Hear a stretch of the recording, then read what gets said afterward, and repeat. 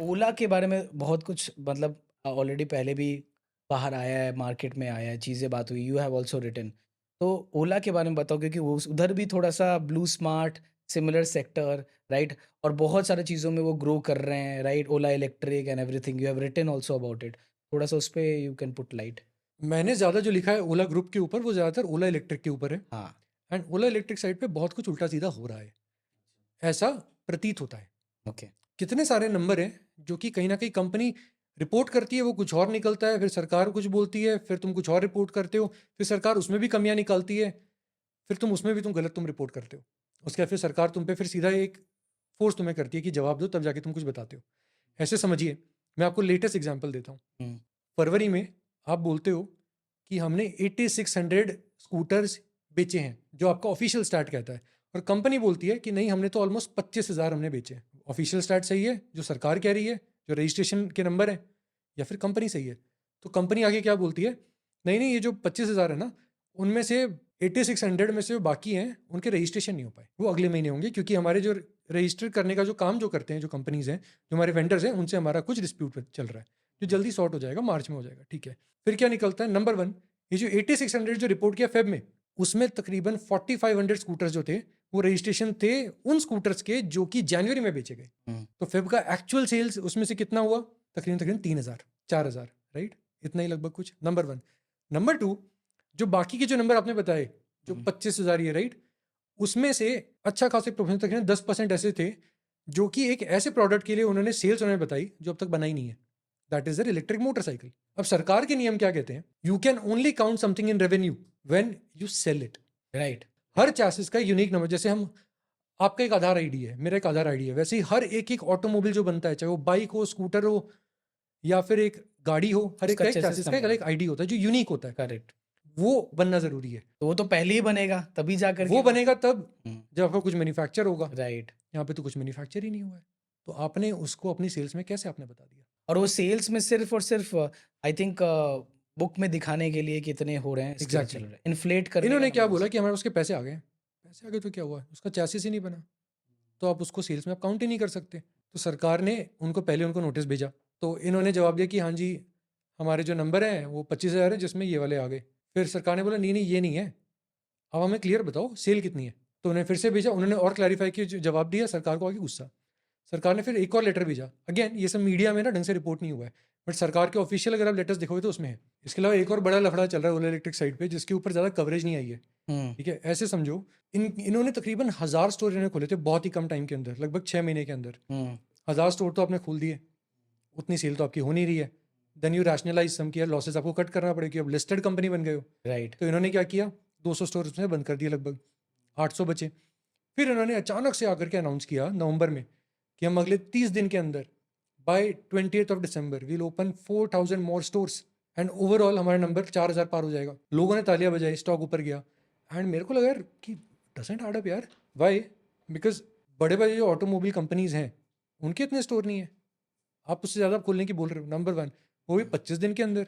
How can it be good planning and execution? You will make mistakes, you will be burning money, all to show growth. And उतना तो नहीं कर पाए, but 25 दिसंबर को इन्होंने announce किया, 24 दिसंबर को अनाउंस किया कि हमारे लगभग लगभग 4000 नहीं हुए, बट हमने 3500 स्टोर ओवरऑल हमने कर दिए। हुँ, चलो, लैंडमार्क अचीवमेंट, लोग तो तालियां बजा रहे हैं। फिर चीज़ें फटने लगती हैं, और गंदी फटती हैं। ऐसे समझिए, जो 3500 स्टोर्स हैं, 3500 में से तकरीबन 440 स्टोर्स हैं जो कि खाली महाराष्ट्र में थे।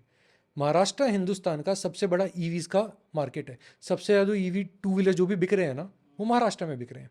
440 में से मल्टीपल में क्या फाइंड किया जाता है कि जो ड्यू रजिस्ट्रेशन होने चाहिए, प्रोसेसेस होने चाहिए, फैसिलिटीज़ के जो ड्यू जो हाइजीन होता है, सब कुछ वायलेट किया गया है। सरकार आके क्या कहती है, बंद करो, ये तमाशा नहीं चलेगा। आउटकम क्या होता है? न्यूज़ में कुछ टाइम पहले आया था, आपने देखा है या नहीं मुझे नहीं पता, बट ज़रूर देखिएगा।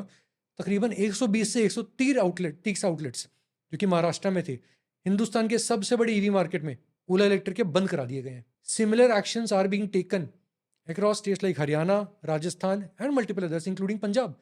स्टोर आपने खोले, ये तो आपने जम के आपने रिपोर्ट किया, स्टॉक एक्सचेंज को बताया, शेयर होल्डर्स को बताया, ताकि शेयर हमारा ऊपर जाए। स्टोर बंद हो रहे हैं वो आप किसी को नहीं बता रहे हो। एंड एक कितनी बेसिक सी चीज़ है, राइट? एक ऑटोमोबाइल कंपनी जो कि एक स्टोर खोल रही है, वो भी आप ढंग से नहीं खोल पा रहे हो। प्लस सर्विस सेंटर उतने चाहिए जो हुए नहीं। इसमें और कमाल की बात आती है, इन्होंने बोला था ये जो हम 4,000 जो हम खोलने जा रहे हैं नए स्टोर्स, सब में सर्विस फैसिलिटी होगी। हम्म, अब पता नहीं इन्होंने कैसे किया है कि 25 दिन के अंदर इन्होंने 3500 इन्होंने नए आउटलेट खोल दिए हिंदुस्तान के कोने कोने में, जिनमें सर्विस सेंटर भी हैं और उसमें वो टेक्नीशियंस भी हैं जो कि ईवीज को ऑपरेट करना, उन्हें ठीक करना, उनकी प्रॉब्लम सॉल्व करना जानते हो। एंड कहीं ना कहीं उनका कहना हमने ये सब कर दिया, लेकिन उसके बाद भी कंप्लेंट्स तो वैसे ही आ रही हैं और ये यहीं पे ख़त्म नहीं होता है। आपको और दूसरी बात बताता हूँ, इन लोगों के ऊपर बीच में बहुत बड़ा शोर मचा था। कुणाल कामरा एक स्टैंड अप कॉमेडियन है, थोड़े कंट्रोवर्शियल है। हम्म, उन्होंने बोला कि यार तुम्हारे मेजॉरिटी स्कूटर जो है वो वापस आके सर्विस सेंटर में पड़े रहते हैं महीनों महीनों के लिए, तो हम्म, तुम क्या बेच रहे हो। उस टाइम काफ़ी सीन हो गया, सब कुछ हुआ, इतना शोर हुआ कि सरकार को भी मतलब इन्वेस्टिगेट करना पड़ा। लाइवमेंट ने रिपोर्ट किया कि तकरीबन 86,000 या कितने स्कूटर्स हैं जो कि आज के इसमें पड़े हैं आपके सर्विस सेंटर्स में पैन इंडिया। अब इनके ऊपर फिर इन्वेस्टिगेशन छिड़ी गई, सरकार ने मांगा बताओ क्या सीन है। इन्होंने आके बोला दैट 99.99% या कितने परसेंट ऑलरेडी रिजॉल्व है, हमने रिजॉल्व कर दिए हैं 3 दिन के अंदर। खुल के क्या निकल के आता है कि इन्होंने एग्जिस्टिंग कंप्लेन को क्लोज किया और नई टिकट्स बना दी।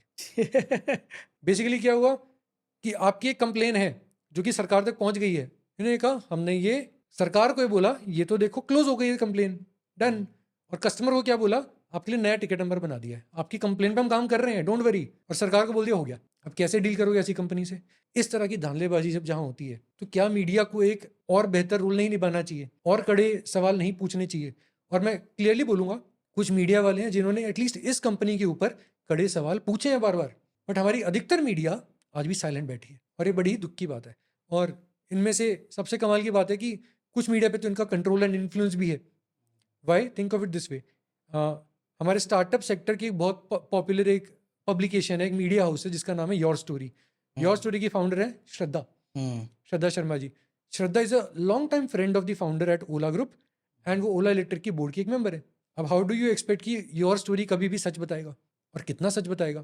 तो इस तरह के बहुत सारे इश्यूज हैं यहाँ पे जिनके ऊपर और बेहतर कवरेज होना चाहिए और ज़्यादा अवेयरनेस होना चाहिए कि बहुत कुछ गड़बड़ हो रही है यहाँ पे, जिनके ऊपर सवाल बेहतर आने चाहिए, लेकिन वो नहीं होता है। तो इन सब में केसेस में आपको नहीं लगता कि ये जो रिपोर्टर्स हैं या जो न्यूज़ मीडिया ये क्यों कवर नहीं करते हैं? उनका क्या इंटरेस्ट होता है? वो डिफरेंट डाइवर्जन्स में क्यों बात कर रहे हैं? और ये चीज़ें आपके जैसे और few enterprising people who care about these things वो कवर कर रहे हैं। ये पूरी इतनी बड़ी जो मीडिया सिस्टम है वो क्यों नहीं कवर कर रही है? हमारे देश की आज की सबसे बड़ी व्यथा ये है कि on the business side of things हमारे पास बिजनेस जर्नलिस्ट नहीं है, हमारे पास रिपोर्टर्स हैं। सबसे बड़ी प्रॉब्लम क्या है कि एक जर्नलिस्ट का जो काम होता है which is to dig things, to hmm, ask questions, वो दिन जा चुके हैं। हार्डली कुछ है क्या हमारे पास। अधिकतर लोग क्या करते हैं, वो रिपोर्ट करते हैं। वो लोग वेट करते हैं कि कंपनी कोई पीआर निकाले, वो लोग वेट करेंगे कि भाई कंपनी हमें कुछ बताए। उनको अच्छा लगता है जब फाउंडर उन्हें टाइम देता है और उनके इंटरव्यू होते हैं, फिर वो जगह जगह सर्कुलेट करते हैं that took an interview of so and so person. ये वो वाली इकोनॉमी है। वो पॉलिश्ड वे में सिर्फ जो खुद प्रेज़ेंट करना चाहते हैं बस वही सामने आ रहा है। मतलब nobody is doing research and doing it properly जो होना मुश्किल है चाहिए ना सर, जर्नलिज़्म में। मुश्किल है। और वो दिन जा चुके हैं। इतनी मेहनत करना क्यों जब उससे कम में आप ऑलरेडी आप वायरल हो सकते हो। सबसे बड़ी बात, वो दिन जा चुके हैं जब जर्नलिज्म की कदर होती थी। आज हुँ, की इन कदर होती है कौन ज़्यादा क्लिक्स लेके आता है। क्लिक्स के लिए क्या ज़रूरी है कि ये जो पॉपुलर फाउंडर्स हैं वो आपको टाइम दें। वो आपको तभी टाइम देंगे जब जब आप उनको अच्छा पता है कि आप उनसे अच्छे बन के रहोगे। फॉर एग्जाम्पल हमारे मोदी जी, उनको इंटरव्यू देते हैं क्या जिनका पता है कि ये तो उल्टे सीधे सवाल पूछ लेगा? नहीं। सेम वे यहाँ पे भी है।